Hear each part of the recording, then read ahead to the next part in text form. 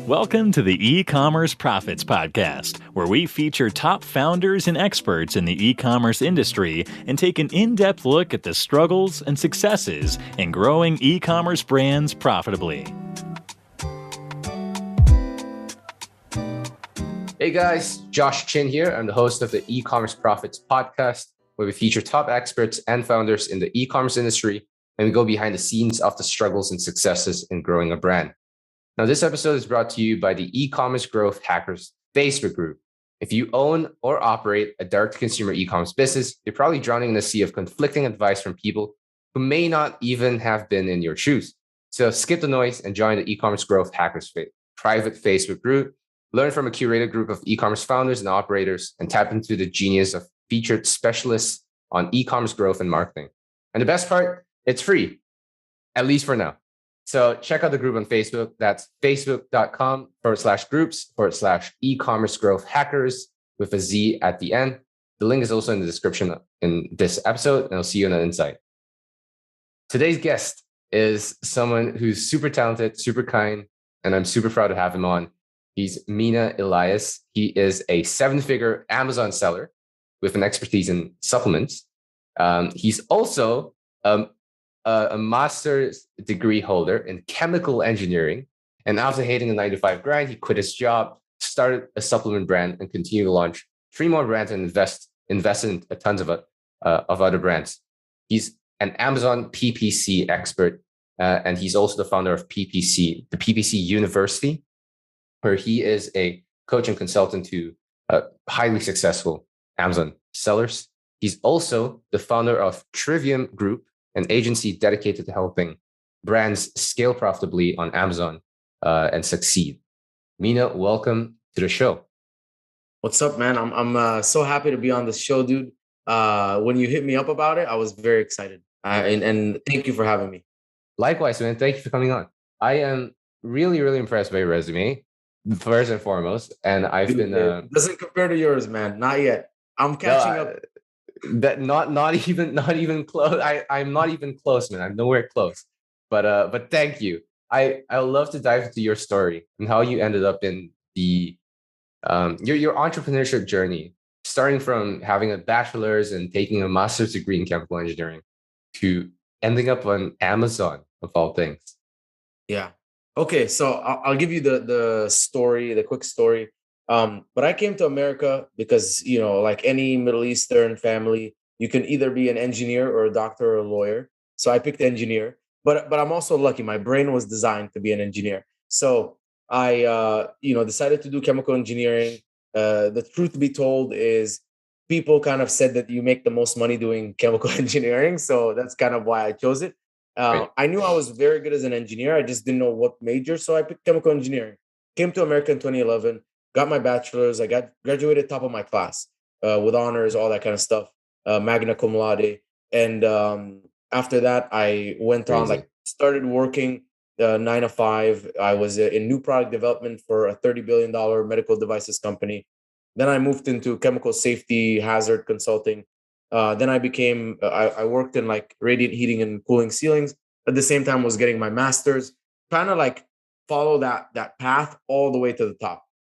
Right. So I got to my last job, and I was working directly for the owner of the company, and the owner of the company, I was managing $12 million worth of projects, and I was their youngest manager ever, and I was 26 at the time, and They were just blown away by how good. And I'm a super competitive, so I'm also an MMA fighter. I started fighting in 2013, and I'm a super competitive. I bring the heat everywhere, so I would show up to work, and I'm like, how can I make everyone else look bad by outperforming everyone? So I always had a very fire. Not that I tried to make anyone look bad. I just wanted to always push the pace and outperform and be better. That's just what I wanted to do.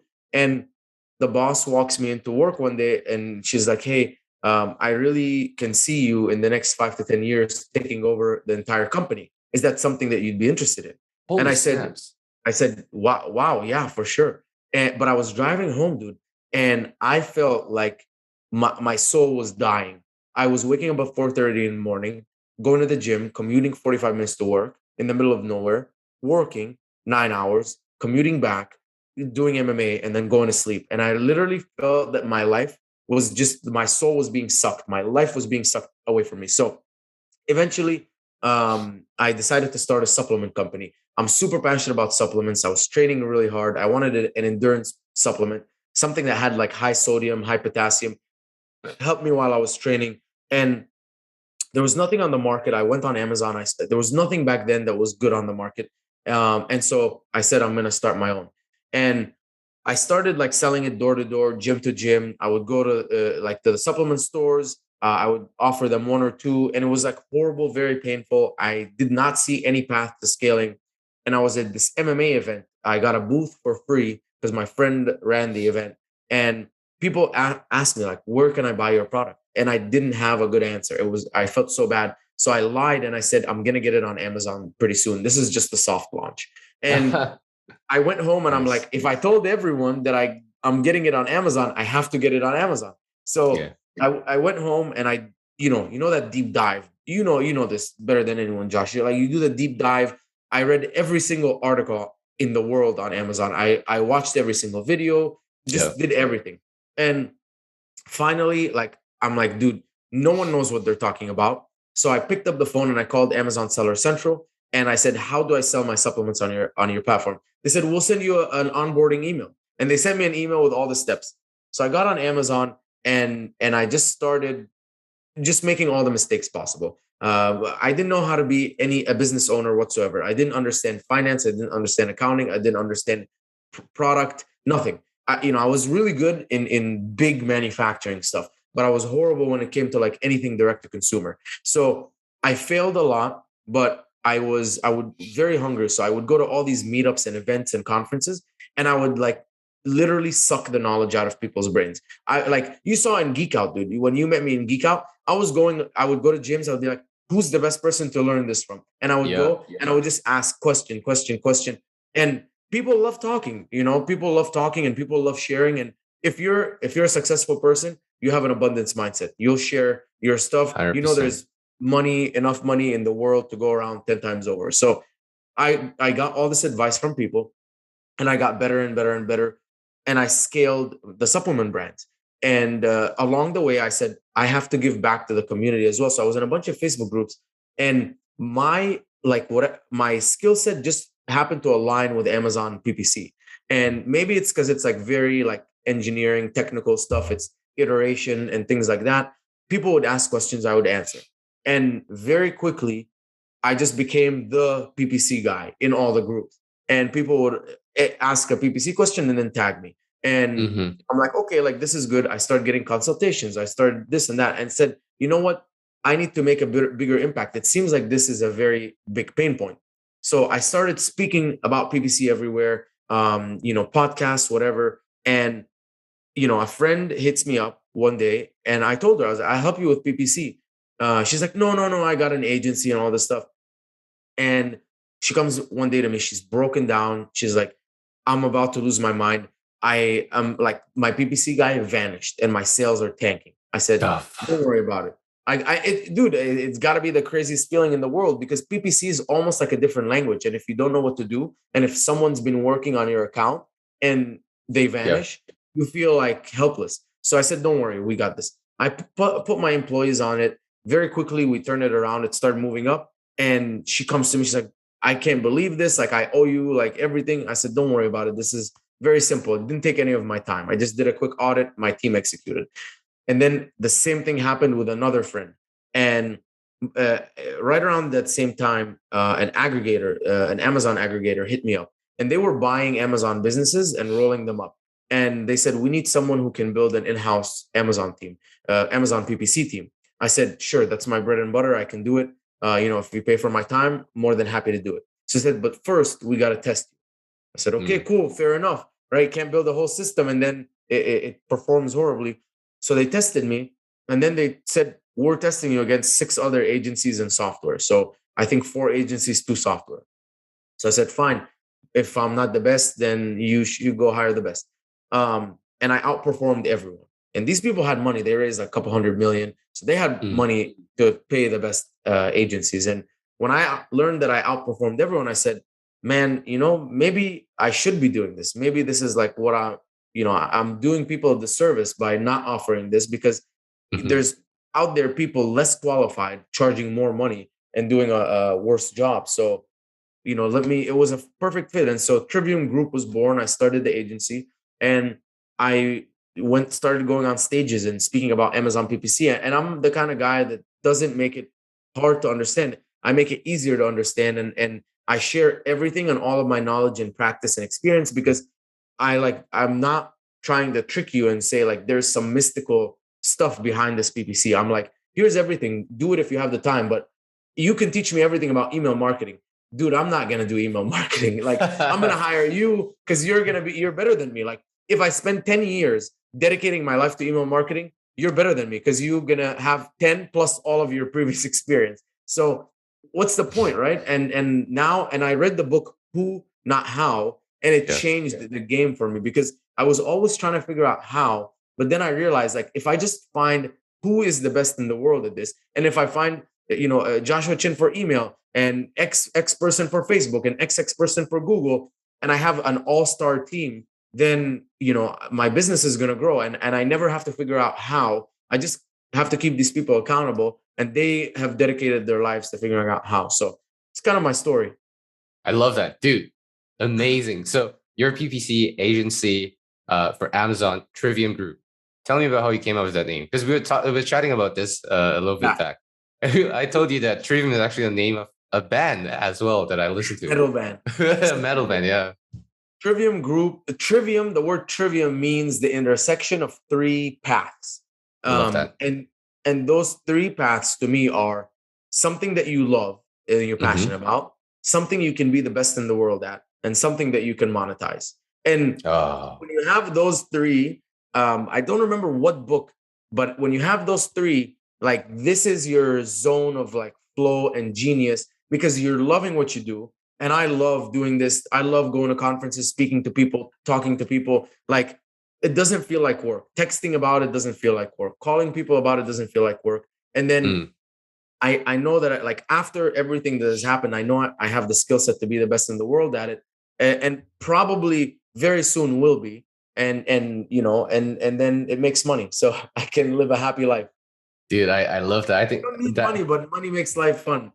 yeah, 100%. Yeah. And I grew up with not a lot of money, so like I'm good with like very little, but like it does make a difference.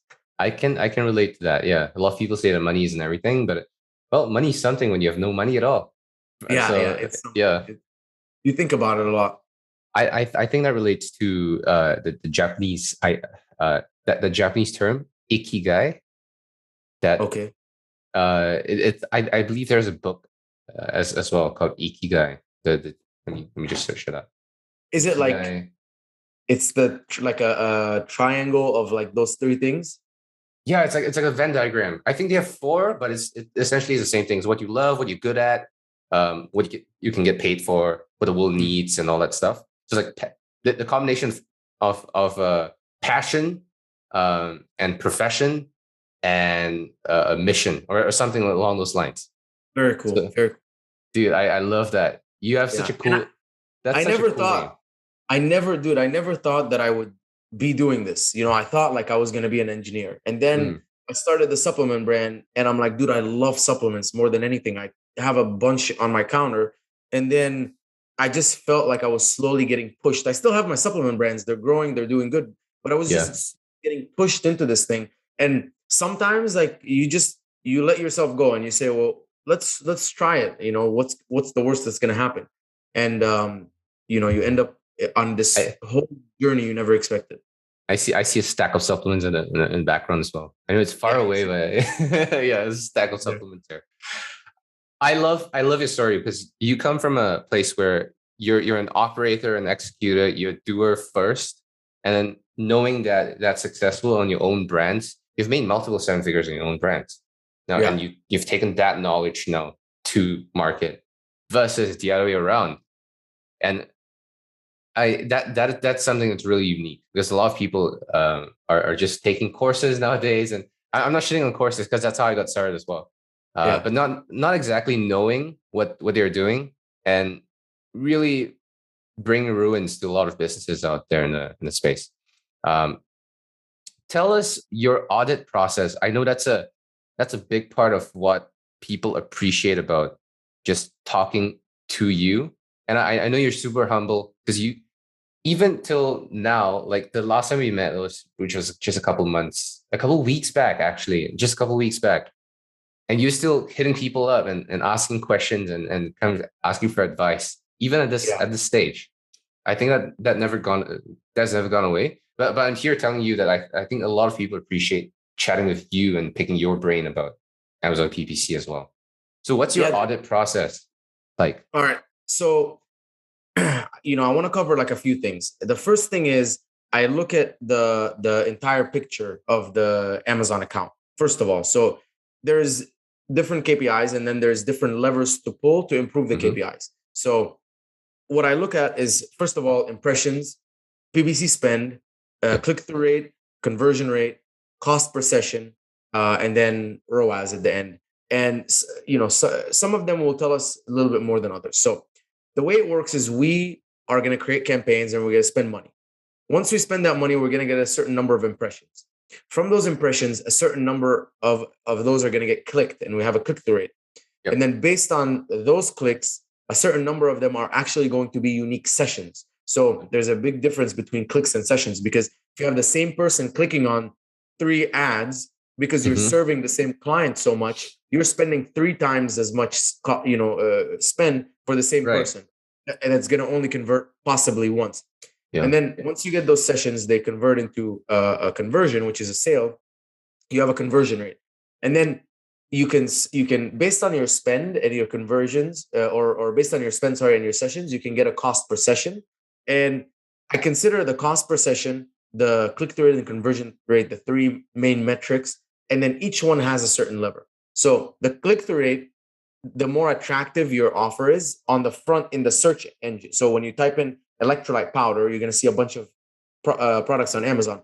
The more attractive that is based on price, reviews, main image, coupons, whatever, people are going to click. And then inside the listing, based on your images or whatever, the more attractive the offer is inside there, when they click to see more, you're going to get a conversion. So conversion rate and click-through rate are related to non-Amazon PPC stuff.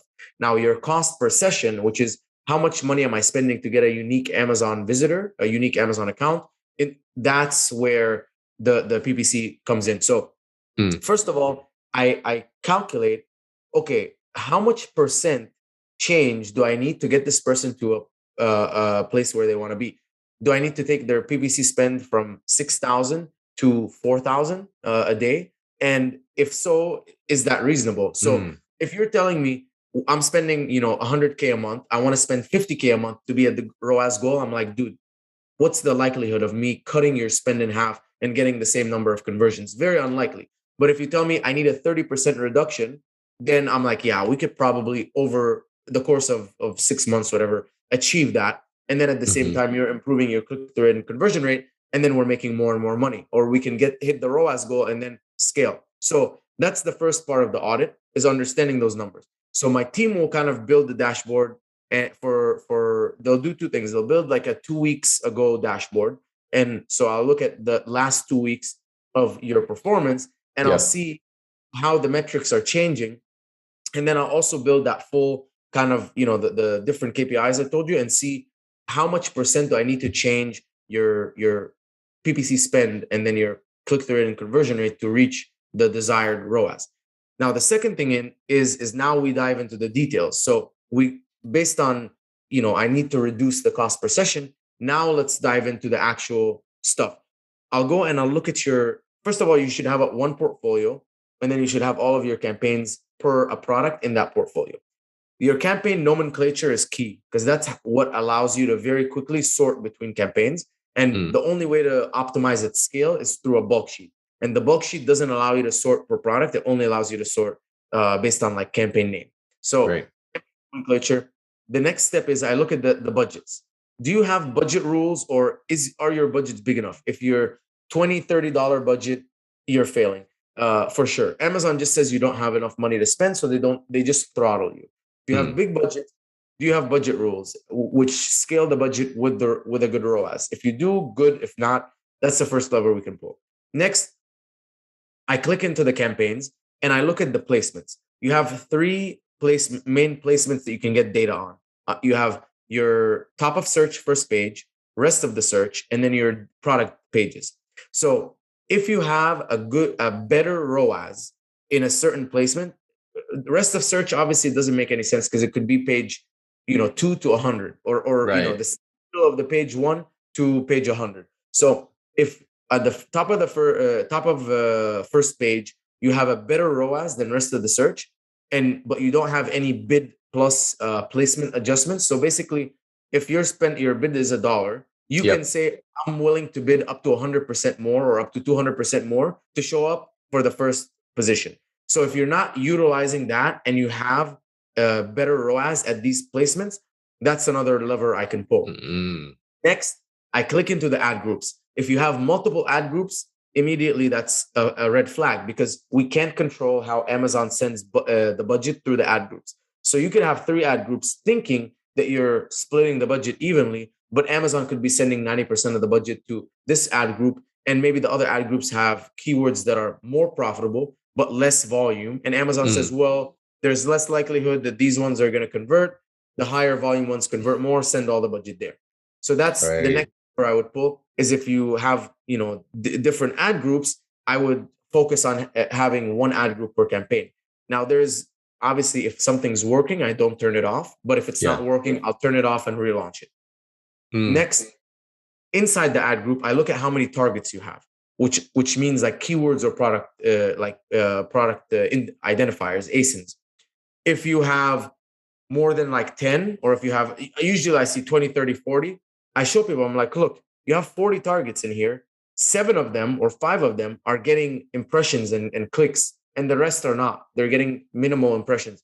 Because what Amazon says is, okay, you have 50 keywords. These top 5 have the highest likelihood of converting based on like search volume.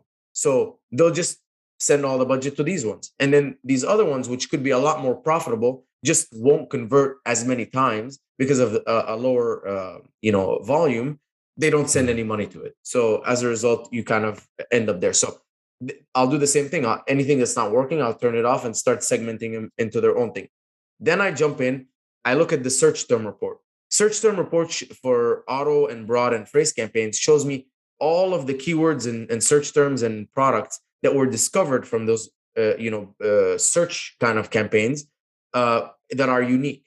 So I can look and say, well, I put in the keyword electrolyte powder for men, electrolyte powder unflavored, sugar-free electrolyte powder. All these keywords converted profitably, but we're not targeting them. So I did extract all of those unique search terms, start targeting them. So if I see that there's a large number of profitable search terms that I can launch, I'm like, that's another lever I can pull to increase, profitable sales. And then I'll go and look at the search terms for, again, auto, broad, and phrase campaigns where there's keywords that are not profitable, but you can't lower the bid on them because they're inside of a keyword. So let's say electrolyte powder, it triggers for broad, will trigger for electrolyte powder for women, or electrolyte powder mango. And maybe you have like a different flavor or something. So that one keyword could be harming the performance of the entire keyword in a broad match. So I'll go in and I'll identify all these keywords. And if there's a lot of them that can be negated, that's another lever I can pull. So I can essentially reduce the spend while maintaining the same number of sales, because we're not spending on these keywords that we don't need to be spending on because they're spending and they're not converting. And then finally, I'll look at if they've utilized different placements. So I'll look at all of the keywords that they can advertise for. I'll look at the ones that they're maybe showing up on page 2 and 3 and not able to be profitable on page 1 for, and I'll see if they've tested different like video or headline search or these different placements that are not natively in the search, but they're maybe on the top or maybe on the side or maybe a video. And if they're not utilizing all the different campaign types, that's another lever we can pull to add sales profitably. And so that's essentially my audit process. And if you have enough levers I can pull, I'll say, amazing, we can improve your business. If you don't, I'll say, I don't think I can get you more profit than what you would do, sort of thing. Dude, I love that. I see that it's such a systematic process of starting from the end goal of what the target cost per session is, and subsequently what the target cost per click looks like, and then kind of zoning it down exactly from there. And looking at all the levers that can be pulled, and then assessing every single one to see, is there room to grow? And then once everything is optimized, there's a system. And it's the system that I essentially covered, which is you're going to look at all of your keywords, bids, and you're going to look at the performance, the ROAS. If they are in that target ROAS or better, you leave them, or maybe increase the bids a little bit to get a little bit more traction. If they're below the target, then you lower the bids a little bit in an attempt to get them to be more profitable, or maybe you even move your advertisement from page 1 to page 2 so that the buyers are more higher intent if they're on page 2 versus on page 1, because page 1 has a lot of like window shoppers. Then again, you look at the search term report, any profitable keywords, we launch it. Any bad keywords, we add them as negatives. If they've shown over a period of time, they're just not performing. And then this way we get new revenue, new profit, and then we also need like cut cost where we need to cut cost, and then we jump into the placements. Can we double down on winning placements if it's top of the search or the product pages, and then finally launch more ad types. And it's a system. And every week I love that dashboard. We diagnose the issues. We're spending too much here. We spent an additional 20% in PPC spend, but we only got 5% more sessions. This means I'm overspending or launching campaigns that didn't become profitable. Mina, I caught two things before wrap up here. You started off this topic with what's the optimized spend that I should allocate to a brand. Essentially, that's what you said. Yeah, and not how do I double spend, which is a lot of what I'm hearing in the space today. And maybe that's how people get paid as an agency. Sure. They get paid a percentage of spend. And I never understood where that model came from. This is incredible. Mina, I think everyone who's interested in launching on Amazon should talk to you. Not just because of what, you're very data driven from your decision making. You're not relying on certain best practices or things that you've seen done well. You're just letting data tell you what to do. I love that approach, because that's exactly what we do as well with emails. I know, dude. That's why I was so impressed with your presentation, because I was like, man, this guy's really I thought I was data driven. Josh is on another level. He's got statistics and stuff. Exactly. It's nerdy. It's so boring, but it works. That's what makes the money. What's the best way to get in touch with you if people are interested in this audit? Off the top of my mind, I know like 3 brands that I need to send your way already. So perfect. So my email is mina at Trivium Co. TRIVIUMCO.com. You can also visit the website triviumco.com, or you can add me on LinkedIn or Facebook, Mina Elias, MINA, and last name is ELIAS. All the links will be in the description as well. Mina, thank you so much for your time. I appreciate it. And we might just bring you on for a second deep dive session if you have the time. Dude, and always for you, always time for you. Thank you, man. Take care. Thanks for listening to the E-Commerce Profits Podcast. We'll see you again next time, and be sure to click subscribe to get notified of future episodes.